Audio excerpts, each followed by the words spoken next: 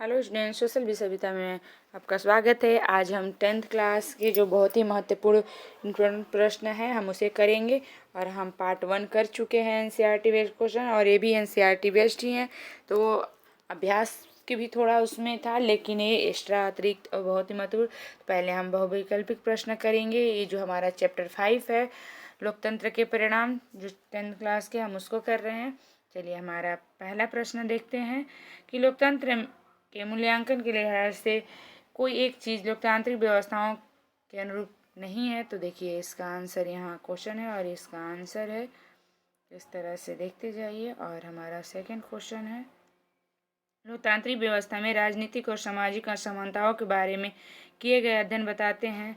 तो इसका भी आंसर सेकंड है कि लोकतांत्रिक व्यवस्थाओं में असमानताएं बनी रहती है। और अगला है कि निम्न में से कौन सा तर्क लोकतंत्र के पक्ष में नहीं है।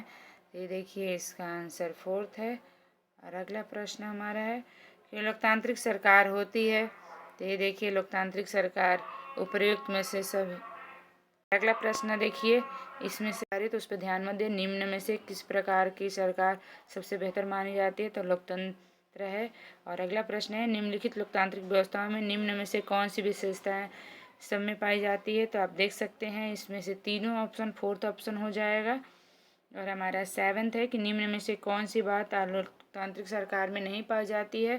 तो पारदर्शिता है, फर्स्ट ऑप्शन हो जाएगा। और अगला है कि लोकतांत्रिक व्यवस्था मंद, कम प्रभावी और साफ सुथरी ना होते हुए भी न्याय शासन व्यवस्थाओं से बेहतर है, क्यों। तो ये इसका आंसर देखिए कि एक सभी है, फोर्थ ऑप्शन हो जाएगा इसका। लोकतांत्रिक व्यवस्थाओं में निम्न में से किस को सफलतापूर्वक हटा दिया गया है। तो राजनीतिक असमानताओं को, ये फर्स्ट ऑप्शन हो जाएगा। और हमारा 10th है कि लोकतांत्रिक व्यवस्था किसी अन्य शासन प्रणाली की से काफ़ी आगे है, क्यों। तो इसका आंसर फर्स्ट हो जाएगा, यह व्यक्ति की गरिमा और आज़ादी का करती है। और हमारा अब वन लाइनर जो प्रश्न है, अभी हमने बहुवैकल्पिक प्रश्न देखा था, अब वन लाइनर आ गया कि लोकतंत्र की परिभाषा लिखिए। तो जनता का शासन, जनता के लिए और जनता के द्वारा, ये लोकतंत्र की परिभाषा है। और अगला हमारा है, इस तरह से देखिए। और अगला है, तानाशाही का समर्थन करने वाली विचारधारा क्या हो कहते हैं। तो निरंकुशतावाद कहते हैं। और लोकतंत्र अच्छा है, क्यों, यह नागरिकों को समानता का अधिकार देता है। और अगला है कि किस प्रकार की सरकार सबसे बेहतर मानी जाती है। तो लोकतांत्रिक सरकार मानी जाती है, इस तरह से देखिए। और अगला हमारा प्रश्न है, नागरिक स्वतंत्रता क्या है। तो 6 प्रकार के स्वतंत्रताओं में से कोई एक है। और अगला प्रश्न है, सामाजिक असमानताओं का कोई एक रूप लिखिए। तो लिंग भेद या जाति भेद। अगला प्रश्न है, बहुमत के शासन का क्या अर्थ है। तो बहुमत का निर्णय होना। और अगला प्रश्न है, कुछ लोग का अथवा एक दल का शासन क्या कहलाता है। तो तानाशाही कहलाता है। और हम 3 और 5 नंबर के दीर्घ उत्तरीय मतलब लॉन्ग क्वेश्चन देखेंगे कि लोकतंत्र की विशेषता लिखिए। तो इस तरह से चलिए अब इसका आंसर देखते हैं। और इसी तरह आपको भी छोटे छोटे पॉइंटों में लिखना है। देखिए कितने छोटे छोटे पॉइंट है, और इस तरह से आप लिखते हुए चलेंगे और आप बहुत अच्छे नंबर पाएंगे। स्कोर 3 नंबर का क्वेश्चन है तो 3 पॉइंट लिखिए, या 4 पॉइंट ज़्यादा से ज़्यादा हार्डली लिखिए। और 5 नंबर के है तो 5 नंबर लिखिए, और आपको फुल में से फुल नंबर मिलेगा। लोकतांत्रिक व्यवस्था को तानाशाही से बेहतर क्यों माना जाता है। तो इस तरह से पॉइंट देखिए और आंसर इस तरह से करते चलिए।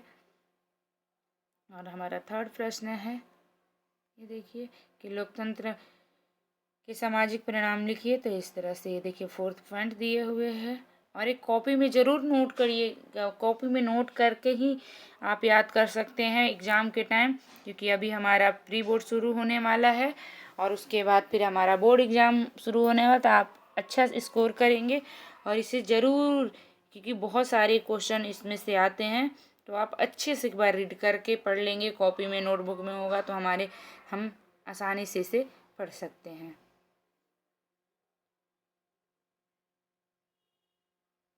चलिए, और अगला प्रश्न है हमारा कि लोकतंत्र किस प्रकार नागरिकों को शांतिपूर्वक और सुधारपूर्वक जीवन देता है। तो ये देखिए हमारा क्वेश्चन है और यहाँ पे आंसर है, और इस तरह से लिखते हुए चलिएगा। अब अगला प्रश्न है कि लोकतंत्र नागरिक की गरिमा को कैसे बनाए रखता है। तो ये देखिए हमारा प्रश्न यहाँ पे है और ये आंसर है। और अगला प्रश्न है, शिकायतें किस प्रकार लोकतंत्र को सफल बनाने में सहयोग देती है। तो इस तरह से देखिए आंसर यहाँ नीचे दिया है।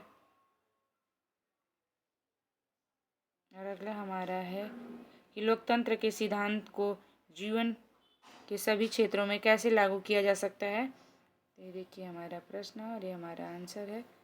जैसे 2 नंबर के प्रश्न में आ गया, 3 नंबर के प्रश्न में आ गया, तो आप ऐसे लिख सकते हैं, लेकिन आप कोशिश करिएगा कि पॉइंट में ही ज़्यादातर बनाकर, अभी मैंने दिखाया कि किस तरह से पॉइंट में, तो उसी तरह से। 9 क्वेश्चन, तानाशाही सरकार की तुलना में लोकतांत्रिक सरकार की खामियां। तो देखिए अब आंसर देख लीजिए, नीचे दिया हुआ है और इसे नोट भी करते हुए चलिएगा।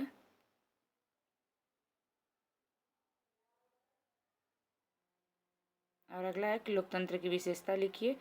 तो इस तरह से आप देख सकते हैं कि पॉइंट में लिख सकते हैं 4 कि नागरिकों के में समानता को बढ़ावा देता है, व्यक्ति की गरिमा को बढ़ाता है, इसमें फैसलों को बेहतर आती है, इसमें गलतियों को सुधारने का अवसर मिलता है। लोकतांत्रिक व्यवस्थाओं को तानाशाही से बेहतर क्यों माना जाता है। तो आंसर देखिए इस तरह से आप देख सकते हैं कि लोकतंत्र में स्वतंत्र और निष्पक्ष चुनाव होते हैं।